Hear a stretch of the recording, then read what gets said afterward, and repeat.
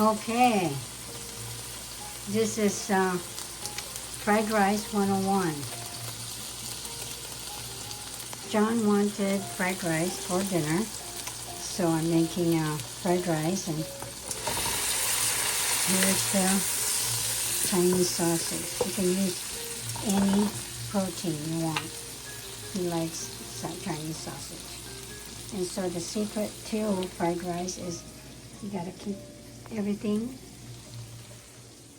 ready, because Asian cooking is very quick. That's why it's called stir fry, and it can be cooked in 5 to 10 minutes. And the Chinese sausage I got from Costco, cheap. And then always have cold rice. You can't come home from work to dinner and say, hey, I'm gonna cook fried rice. No, if you're planning on cooking fried rice for dinner tonight, guess what? You should have cooked your rice yesterday, cooled off, and put in the fridge. And there's green beans and green onions. I'm having fried fish for dinner.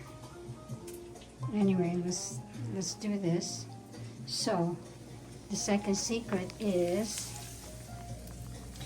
have a nice